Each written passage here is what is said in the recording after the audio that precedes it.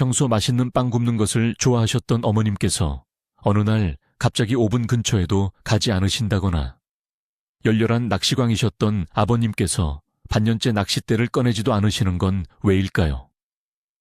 전화해서 안부를 여쭤봐도 돌아오는 답은 짤막하게 괜찮다는 말뿐입니다. 하지만 목소리에는 기쁨도 활력도 느껴지지 않습니다. 우리는 흔히 이것을 그냥 나이 들어서 그렇겠지, 단순한 피로겠지, 혹은 지병 때문에 힘든 것이겠지 하고 넘어갑니다. 하지만 저는 오늘 이것이 여러분이 듣지 못하는 침묵의 구조 요청일 수도 있다고 말씀드리려고 합니다. 오늘은 성격이나 나이 탓으로 치부되기 쉬운 조용한 전염병, 바로 노인성 우울증에 대해 이야기해 볼 것입니다. 저는 약속드립니다. 이 영상이 끝날 무렵에는 여러분은 대부분의 사람들이 놓치고 있는 숨겨진 신호들을 포착하는 법을 배우게 되실 것이며, 이를 통해 소중한 부모님의 건강은 물론 생명까지도 구할 수 있게 될 것입니다. 먼저 한 가지 중요한 점을 분명히 하고 넘어갑시다. 우리 문화 속에서 노년기는 종종 슬프지만 고상한 분위기의 고정관념으로 둘러싸여 있습니다. 우리는 창가에 앉아 조용히 젊은 시절을 회상하는 할머니, 할아버지의 모습을 떠올리곤 합니다. 하지만 임상적 우울증은 이러한 아름다운 슬픔과는 전혀 다릅니다. 이는 살아온 세월에 대한 철학적인 성찰이 아닙니다. 이것은 뇌를 병들게 하고 화학적 과정을 변화시키며 말 그대로 한 인간의 존재 자체를 고통스럽게 만드는 심각한 의학적 질병입니다. 문제는 수십 년 동안 노인들의 정신 건강이 너무나 쉽게 무시되어 왔다는 점입니다. 무기력함, 우울감, 힘이 없다는 모든 호소들은 피할 수 없는 노화 과정으로 치부되어 왔습니다. 이른 살에 뭘 바라냐? 안타깝게도 이런 말을 들은 분들이 많습니다. 이러한 방식 때문에 수많은 사람들이 고통을 받으면서도 필요한 도움을 받지 못하고 있습니다. 왜냐하면 본인이나 가족들조차 이것이 정상적인 노화가 아닌 질병이라는 것을 깨닫지 못하기 때문입니다. 가장 흔하고 또 위험한 오해부터 짚어보겠습니다. 첫 번째, 미신입니다. 저건 우울증이 아니야. 그냥 나이 드니까 성격이 안 좋아진 거지. 어머님은 잔소리가 늘고 아버님은 매사에 퉁명스럽고 불만이 많아지셨을 겁니다. 영락없이 우리가 흔히 말하는 고집세고 까다로운 노인이 되신 것 같습니다. 하지만 좀 더 깊숙한 내면을 들여다봅시다. 그분은 지금 끊임없이 피로하고 무력하며 마음속에는 절망이라는 까만 구멍이 뻥 뚫려 있다고 상상해 보세요. 사소한 일이나 작은 부탁조차도 감당할 수 없는 짐처럼 느껴집니다. 예전에는 웃음을 주던 손주들의 노는 소리가 이제는 귀를 찢을 듯 시끄럽게 들립니다. 심지어 잠깐 마트에 가는 일조차도 에베레스트 등반만큼이나 버거운 원정처럼 느껴질 수 있습니다. 이럴 때 튀어나오는 짜증과 분노는 결코 성격 탓이 아닙니다. 이것은 일종의 방어 기제입니다.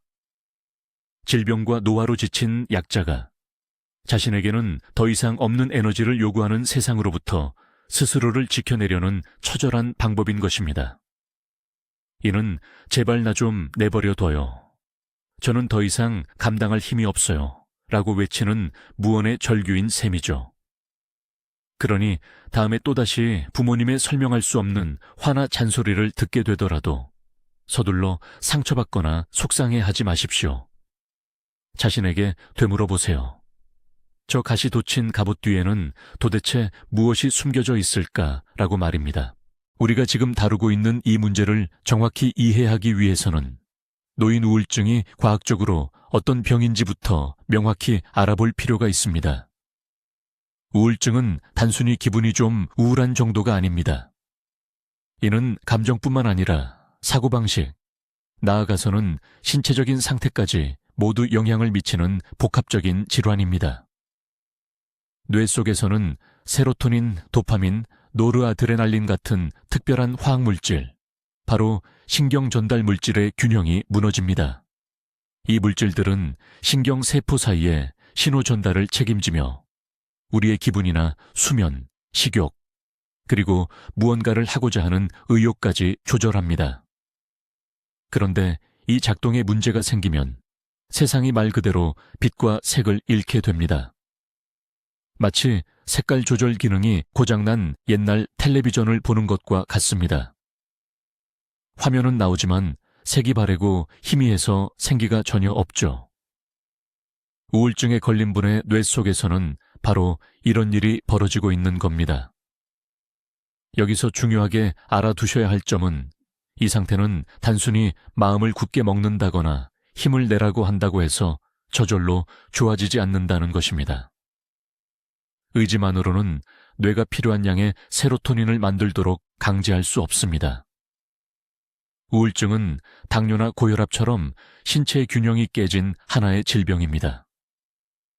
따라서 처지지 마라 같은 잔소리나 훈계가 아니라 전문적인 진단과 치료를 필요로 하는 심각한 문제입니다.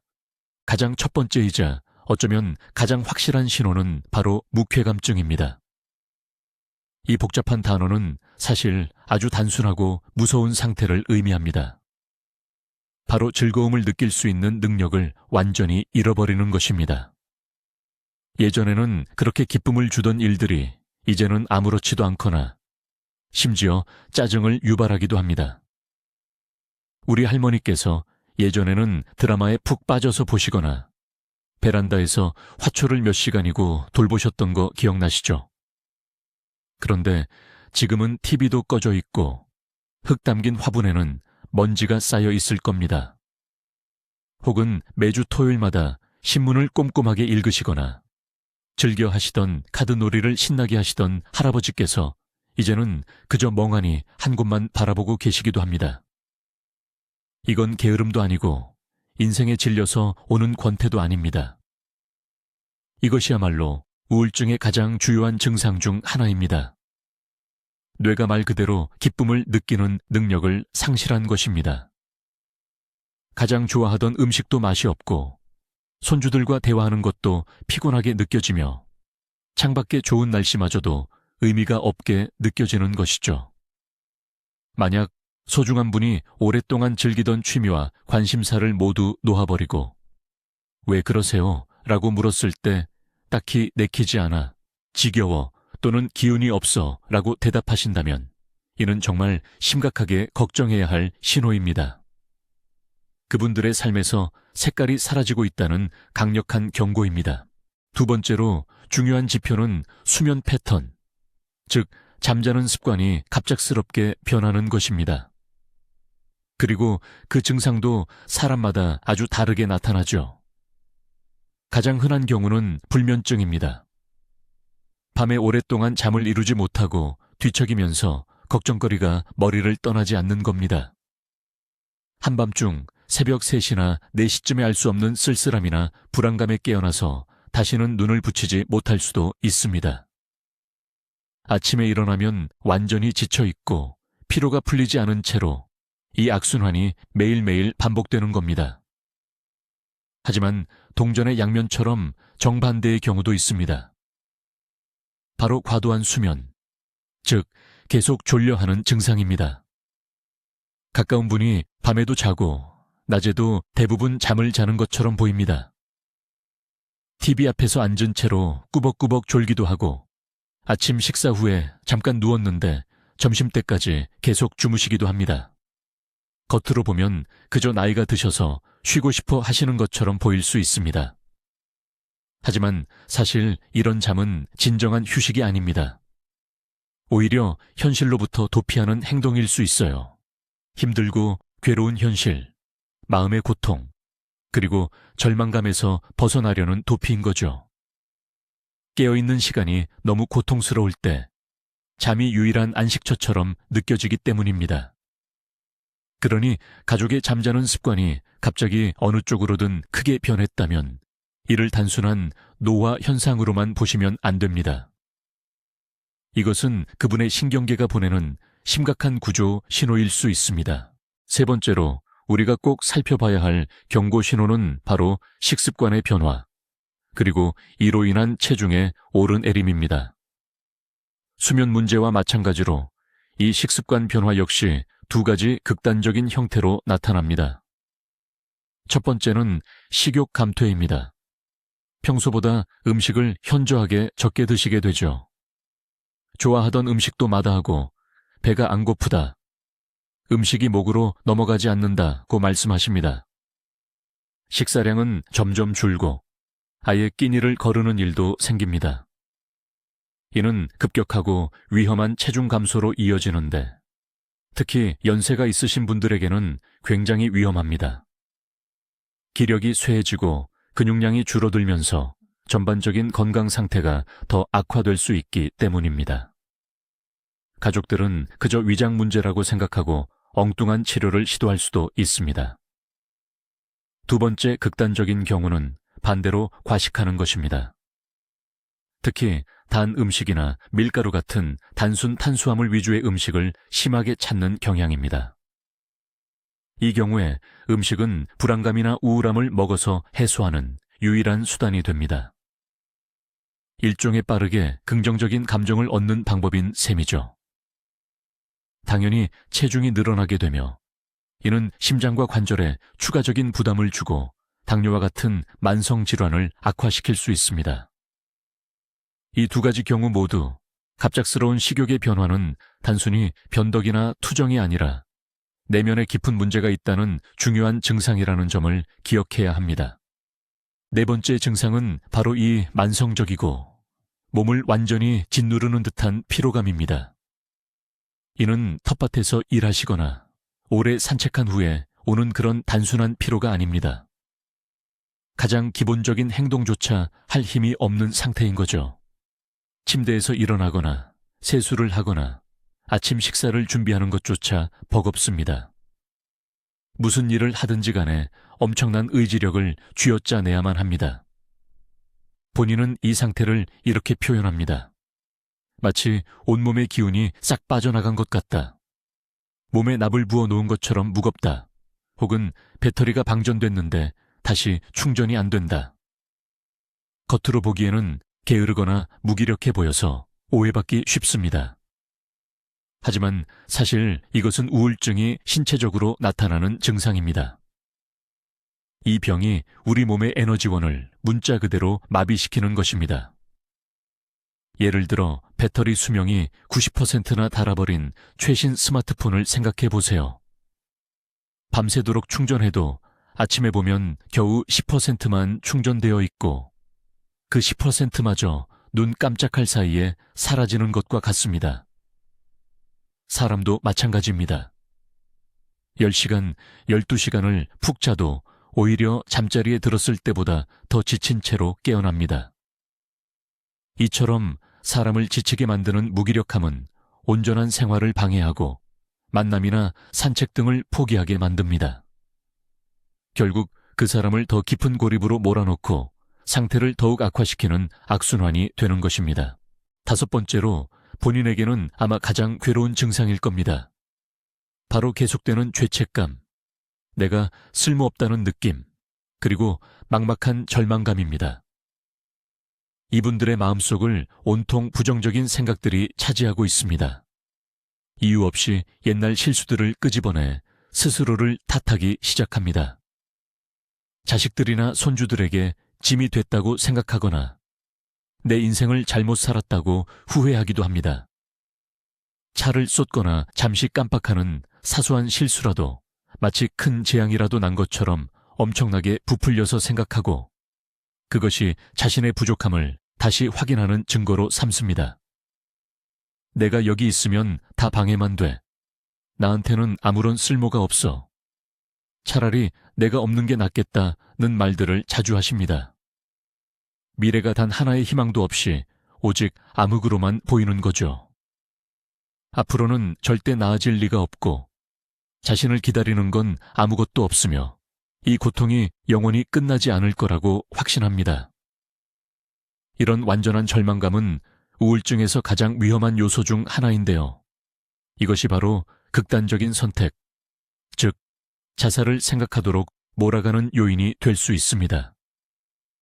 중요한 건 이것은 현실에 대한 객관적인 평가가 아니라는 점입니다.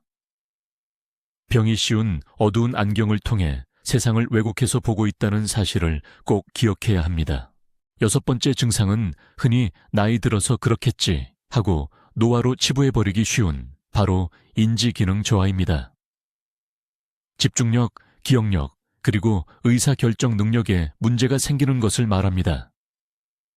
책을 읽거나 영화를 볼 때 집중하기가 어렵고 다른 사람과 대화할 때도 이야기의 흐름을 놓치기 일쑤입니다. 안경을 어디에 두었는지, 방에 왜 들어왔는지 잊어버리기도 하고 약속이나 병원 진료 일정을 깜빡하기도 합니다. 심지어 저녁 식사로 무엇을 준비할지, 외출할 때 뭘 입어야 할지 같은 아주 단순한 일상적인 결정조차 내리기가 힘들어집니다.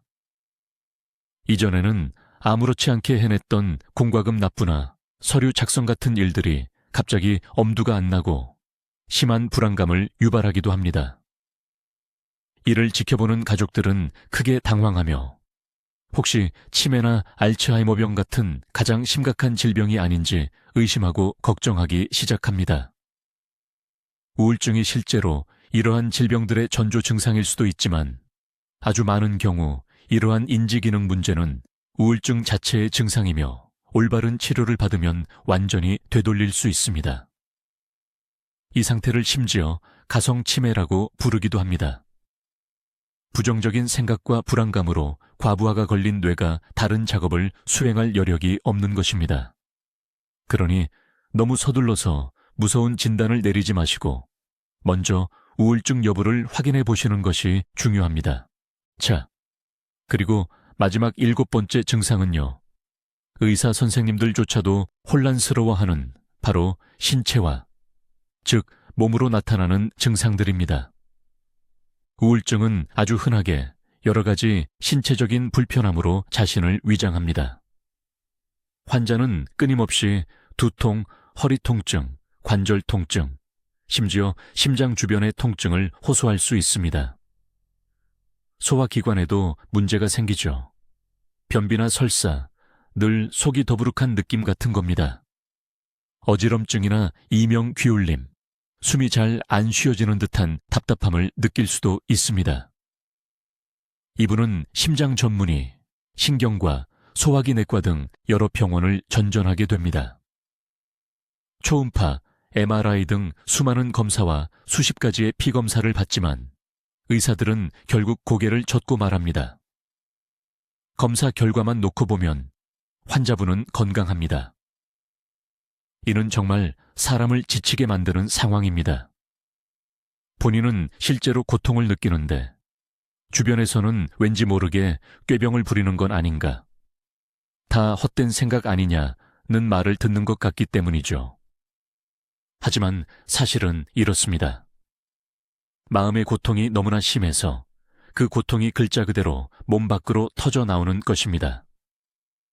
이것이 바로 신체화 소마티제이션입니다. 정신적인 괴로움이 신체 증상을 통해 밖으로 표출되는 것이죠. 그러니 만약 주변에 가까운 사람이 계속해서 아프다고 호소하는데 병원에서는 아무리 찾아봐도 객관적인 원인을 찾지 못한다면 한 번쯤 깊이 생각해 보셔야 합니다. 혹시 이 증상들이 가면을 쓴 우울증의 표현은 아닐까 하고요. 자, 이제 지난번 이야기와 연결되는 아주 해로운 2번째 미신을 한번 파헤쳐 봅시다. 2번째 미신은 바로 이겁니다. 나이가 들면 다 아픈 게 당연하지. 뭘? 맞습니다.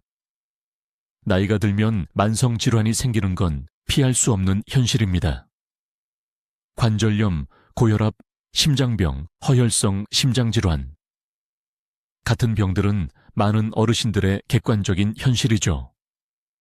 하지만 여기서 중요한 사실은 우울증이 이러한 병들을 더욱 악화시키고 겪지 않아도 될 고통까지 더한다는 점입니다. 우울증이 있으면 통증이 훨씬 더 심하게 느껴집니다. 우울증을 앓는 분들은 기운도 없고 약을 챙겨 먹거나 몸을 관리해야겠다는 의욕 자체가 사라집니다. 약 먹는 시간을 잊거나 혈압이나 혈당 체크를 소홀히 하게 되는 거죠. 더 나아가 우울증은 우리 몸의 통증 역치를 낮춥니다. 건강한 사람에게는 조금 불편하네 하고 넘어갈 만한 통증도 우울증 환자에게는 견딜 수 없는 고통으로 느껴지게 만드는 겁니다. 그리고 가장 중요한 것은 이겁니다. 우울증 그 자체가 여러 신체 질환을 일으키거나 더욱 나쁘게 만드는 위험 요소라는 사실입니다. 심근경색이나 뇌졸중 위험을 높이고 면역력을 떨어뜨리며 수술 후 회복 속도마저 늦춥니다. 그러니 나이 들면 아픈 게 당연하다라는 말은 정말 도움이 안 되는 소리입니다. 우리는 이 두 가지를 분명히 구분해야 합니다.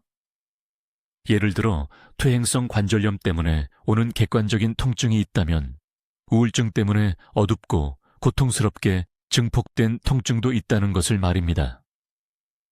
후자 우울증으로 인해 악화된 통증은 우리가 충분히 관리하고 개선할 수 있으니 이 부분에 대해서는 반드시 치료를 받아야 합니다.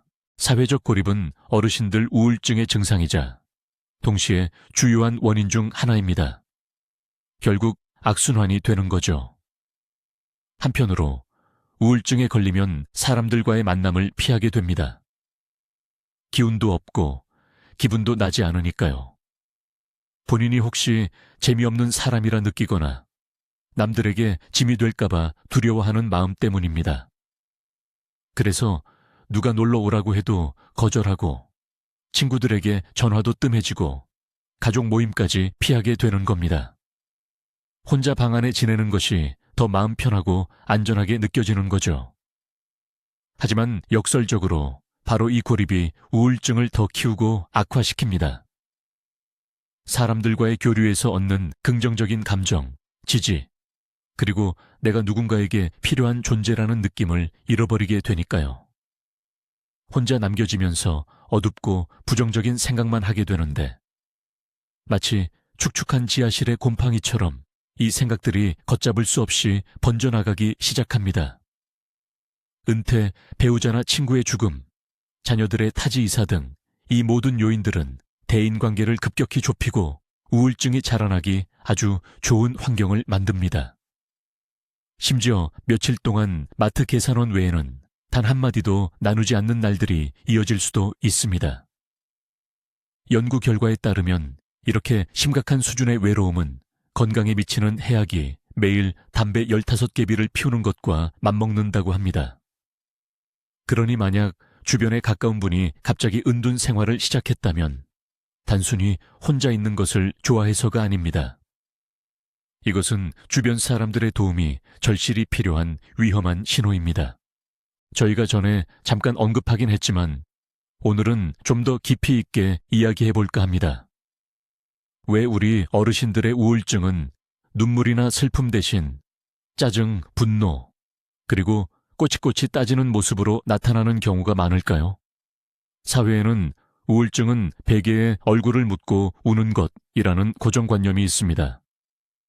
그러니 항상 화가 나 있고 매사에 불만인 노인분들을 볼 때 우리는 그분이 우울증을 겪고 있을 거라고는 쉽게 생각하지 못합니다. 특히 이러한 분노의 가면은 나이 드신 남성 어르신들에게서 더 자주 발견됩니다. 이분들은 어릴 때부터 남자는 우는 게 아니다, 약한 소리 하면 창피하다, 강해야 한다고 배워왔습니다. 자신의 감정을 밖으로 드러내는데 익숙하지 않고 자신의 나약함이나 상처를 스스로에게조차 인정하지 못합니다. 눈물로 표현되지 못하고 쌓여버린 내면의 고통, 슬픔, 그리고 절망감은 결국 공격적인 형태로 터져나오게 됩니다. 결국 분노는 이분들에게 있어 내가 힘들다는 것을 보여줄 수 있는 유일한 사회적으로 허용된 방식이 됩니다. 사소한 일에도 가족에게 화를 내고 모든 것을 비판하며 자신의 불행을 주변 탓으로 돌리기도 합니다. 여기서 우리가 꼭 이해해야 할 점은 이 분노가 여러분을 향한 것이 아니라는 사실입니다. 이것은 그분들 내면의 고통이 뒤틀려 나타난 왜곡된 표현일 뿐입니다. 그 짜증과 화의 이면에는 도움이 절실하지만 어떻게 도움을 요청해야 할지 모르는 깊이 불행하고 두려움에 찬 사람이 숨어 있다는 것을 기억해야 합니다. 우리 어르신들, 나이가 드셔서 겪는 우울증은 절대 혼자 오지 않는다는 걸 아셔야 합니다. 이 우울증은 다른 심각한 질병들하고 아주 밀접하게 연결되어 있어서 사실 뭐가 원인이고 뭐가 결과인지 선후 관계를 따지기가 참 애매합니다. 예를 들어 우울증은 심혈관 질환이 생길 위험을 크게 높입니다. 우울증과 함께 오는 만성 스트레스가 혈관과 심장을 혹사시켜서 망가뜨리기 때문입니다. 반대로 심근경색, 심장마비, 이나 뇌졸중, 중풍 같은 큰 병을 앓고 나면 그 자체로 후유증처럼 우울증이 생기는 강력한 원인이 되기도 합니다. 또한 우울증은 파킨슨병이나 알츠하이머병, 치매과도 아주 깊은 연관이 있습니다. 흥미로운 사실은 우울증이 이런 신경퇴행성 질환의 가장 초기 증상, 즉 본격적인 움직임이나 인지 기능 문제가 생기기 몇 년 전에 미리 나타나는 경우가 많다는 것입니다. 뿐만 아니라 우울증은 당뇨병, 만성 통증, 갑상선 질환 같은 다른 병의 상태를 더욱 악화시키기도 합니다. 결국 몸의 병, 신체 질환, 이 우울증을 불러오고 이 우울증은 다시 원래의 병을 제대로 치료하지 못하게 방해하는 악순환이 생겨나는 겁니다. 이러한 이유 때문에 우리는 몸뿐만 아니라 마음까지도 함께 치료하는 통합적인 접근 방식이 반드시 필요한 것입니다. 우리 어르신들은 왜 자신의 상태를 그렇게 꽁꽁 숨기려 하실까요? 속에서는 정말 폭풍우가 몰아치는데도 왜 괜찮냐는 질문에 늘 아무 문제 없다 고만 말씀하실까요? 그 이유는 크게 몇 가지가 있습니다. 첫째는 바로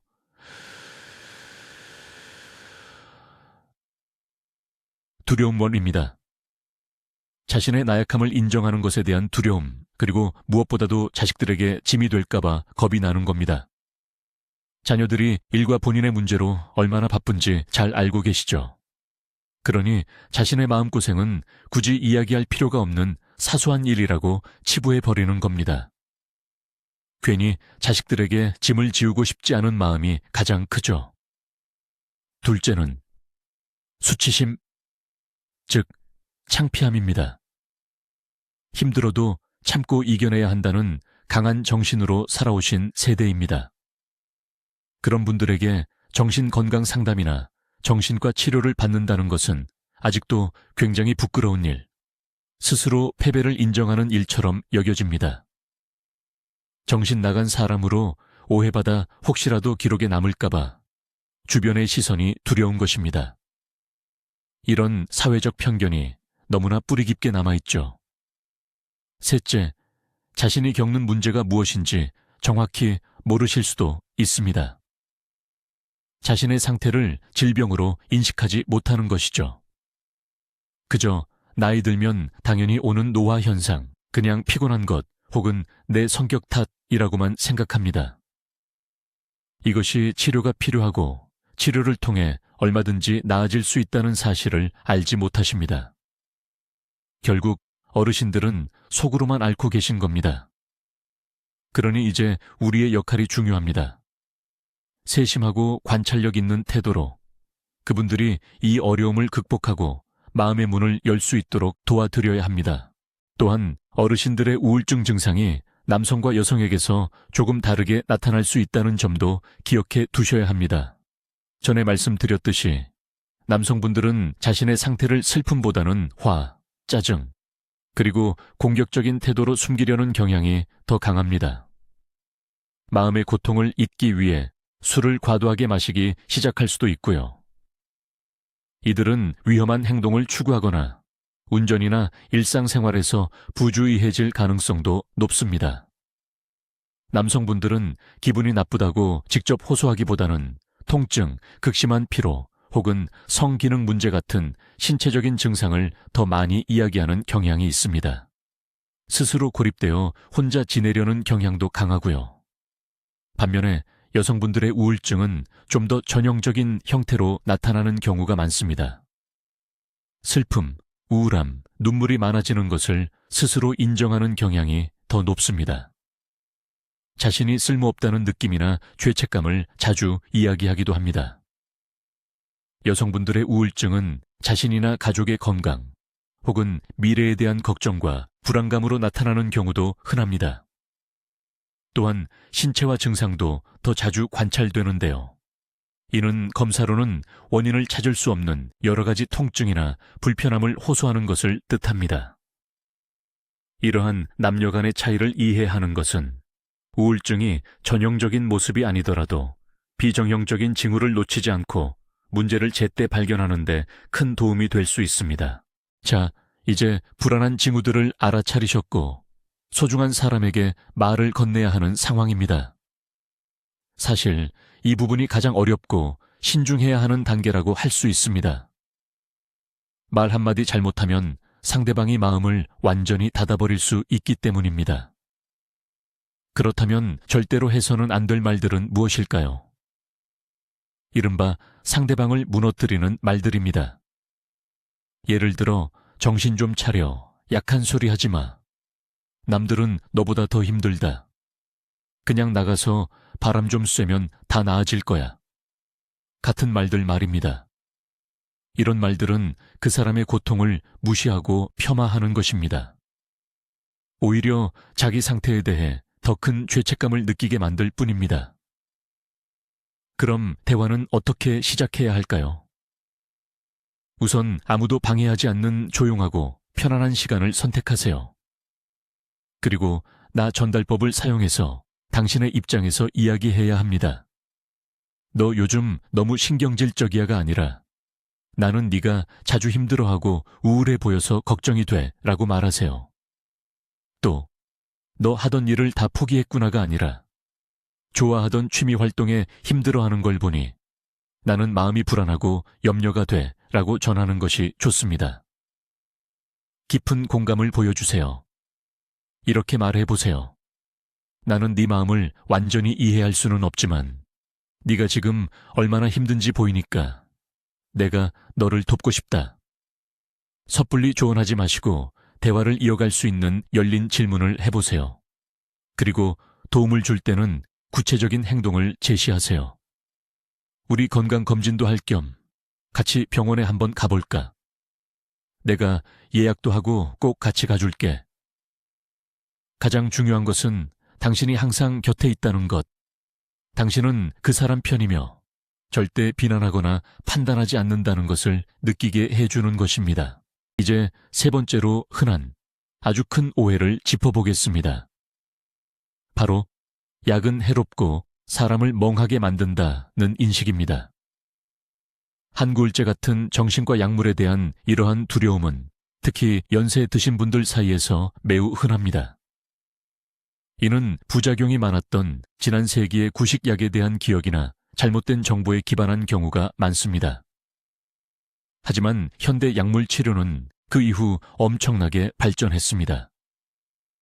오늘날의 한구울제, 특히 SSRI라고 불리는 선택적 세로토닌 재흡수 억제제 계열의 약물들은 효과는 높으면서도 부작용은 매우 적습니다.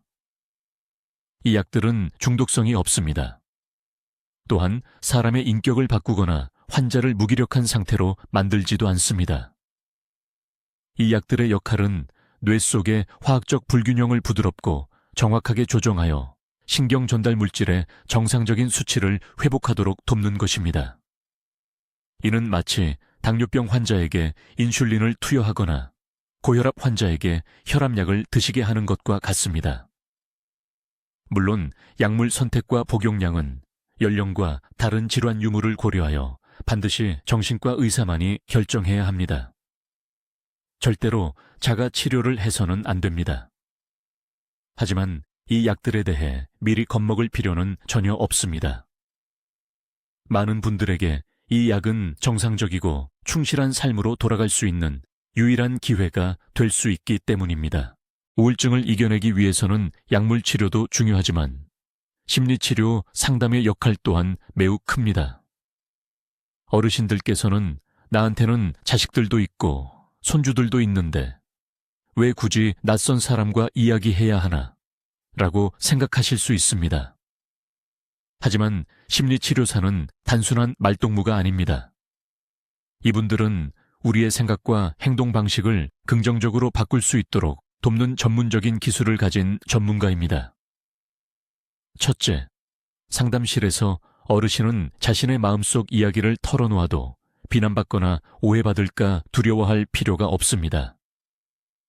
죽음에 대한 두려움 혹은 가족들에게는 말하기 힘든 서운함이나 후회 같은 주제까지도 편안하게 이야기할 수 있습니다. 둘째, 치료사는 우울증의 핵심이 되는 부정적인 자동사고를 찾아내어 반박하도록 돕습니다. 나는 아무 쓸모도 없다. 나는 가족들에게 짐만 된다 같은 생각을 하나씩 검토하여 상황을 보다 현실적으로 바라보는 훈련을 하는 것입니다. 셋째, 심리치료는 특히 은퇴 후나 가까운 분을 잃은 후에 삶의 새로운 의미와 버팀목을 찾도록 돕습니다. 새로운 인생 단계에 적응하기 위한 필수적인 작업입니다. 이 중에서도 인지행동치료 CBT가 특히 효과적입니다. 이는 과거만 이야기하는 끝없는 대화가 아니라 지금 바로 눈앞의 구체적인 결과를 목표로 하는 체계적인 접근 방식입니다.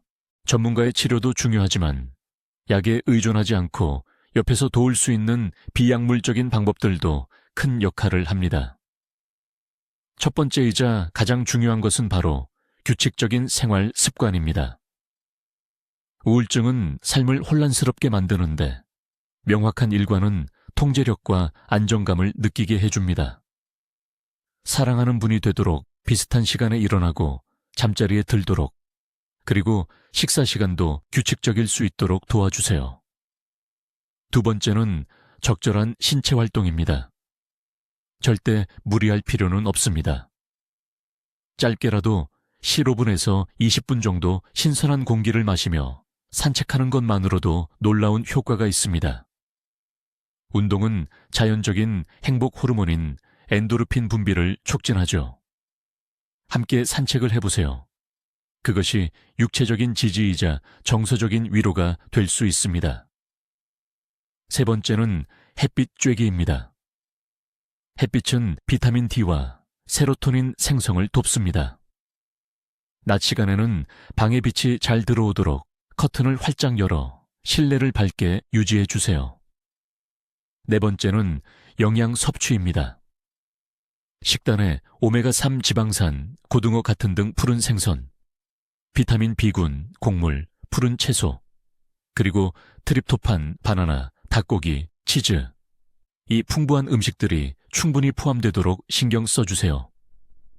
그리고 마지막 다섯 번째는 감당할 수 있는, 하지만 규칙적인 활동입니다. 사소하더라도 만족감을 주고 내가 뭔가 하고 있구나라는 보람과 유익함을 느낄 수 있는 일들을 규칙적으로 할 수 있도록 독려해 주세요. 마지막으로 가장 중요한 여러분의 역할에 대해 말씀드리겠습니다. 여러분이 직접 사랑하는 가족의 우울증을 치료하거나 완치시킬 수는 없습니다. 그것은 전문가들의 영역입니다. 하지만 그 어떤 의사도 대신할 수 없는 일을 여러분은 해줄 수 있습니다. 바로 그에게 깊은 사랑과 든든한 지지, 그리고 당신이 꼭 필요하다는 존재감을 느끼게 해주는 일입니다. 당장 오늘부터 시작할 수 있는 구체적인 행동은 무엇일까요? 첫째, 그저 곁에 있어 주는 것입니다. 늘 말을 하실 필요는 없습니다. 때로는 말 없는 동행, 따뜻한 포옹, 함께 영화를 보는 그 조용한 시간이 수천 마디의 말보다 더 큰 위로가 될 수 있습니다. 둘째, 경청해 주세요. 적극적으로 들어주세요. 중간에 말을 끊거나 상대방이 원하지 않는 조언을 섣불리 건네지 마세요. 그저 그 사람의 이야기에 귀 기울여주고 마음껏 속마음을 털어놓을 수 있도록 시간을 주세요. 셋째, 일상생활을 도와주세요. 우울증으로 인해 버거워진 집안일 일부를 대신해 주세요. 마트에 가거나 청소를 도와주는 것 말입니다. 이는 자신의 무능력함에 대한 죄책감과 부담감을 덜어주는 효과가 있습니다. 넷째, 아주 작은 성취라도 칭찬해 주세요. 스스로 일어나 아침 식사를 챙겼다면 정말 대단하다, 잘했어 라고 격려해 주세요. 잠깐이라도 산책을 나갔다면 바깥 공기 쐬고 오니 내가 다 기쁘다 라고 말해 주세요. 그리고 가장 중요한 것은 절대 포기하지 않는 것입니다. 우울증 치료는 시간이 걸리는 과정이며 때로는 상태가 다시 악화되는 재발 혹은 퇴행 시기도 올 수 있습니다. 하지만 가족을 향한 여러분의 굳건한 믿음과 인내심, 그리고 변치 않는 사랑이야말로 회복으로 가는 길에 가장 강력하고 소중한 희망의 자원임을 기억해 주십시오. 자, 그럼 오늘 내용을 정리해 보겠습니다. 노년기 우울증은 단순히 성격이 나빠서도 아니고 게을러서도 아니며 나이가 들면 당연히 겪는 상태도 아닙니다. 이것은 피로감, 짜증, 그리고 몸의 통증 뒤에 숨어 교활하게 다가오는 심각한 질병입니다. 우울증은 당사자뿐만 아니라 사랑하는 가족 전체의 삶의 기쁨까지 앗아갑니다. 오늘 우리가 반드시 기억해야 할 가장 중요한 내용은 바로 이것입니다. 삶에 대한 흥미상실, 수면 및 식욕 문제, 지속적인 피로, 죄책감, 집중력 저하, 그리고 원인을 알 수 없는 통증, 이 7가지 주요 증상을 결코 가볍게 여기거나 간과해서는 안 됩니다. 우리 마음속에서 일어나야 할 가장 큰 변화는 바로 우울증은 나이에 상관없이 치료가 가능하고 반드시 치료해야 한다는 사실을 깨닫는 것입니다. 현대의학은 효과적이고 안전한 치료법을 제공하고 있습니다. 이 문제를 외면하는 것은 연장자에 대한 존중이 아니라 오히려 사랑하는 가족을 고통스러운 삶 속에 가두는 것과 같습니다. 기억하십시오. 당신의 따뜻한 관심과 보살핌이 사랑하는 가족을 절망의 늪에서 건져 올릴 수 있는 구명줄이 될 수 있습니다. 이 중요한 영상을 끝까지 시청해 주셔서 감사합니다. 오늘 말씀드린 정보가 유용하다고 생각되신다면 좋아요를 눌러주시고 채널을 구독하셔서 다음 영상을 놓치지 않도록 해 주십시오. 그리고 한 가지 더 간곡히 부탁드립니다. 댓글로 여러분의 소중한 경험을 나누어 주시겠어요? 혹시 가족에게서 비슷한 행동을 목격하셨다면 어떻게 대처하셨는지, 어떤 것이 도움이 되었는지 알려주십시오. 여러분의 경험이 지금 이 순간에도 해답을 찾고 있는 수많은 분들에게 귀한 버팀목이 될 수 있습니다. 여러분과 여러분의 가족 모두 평안하시기를 바랍니다.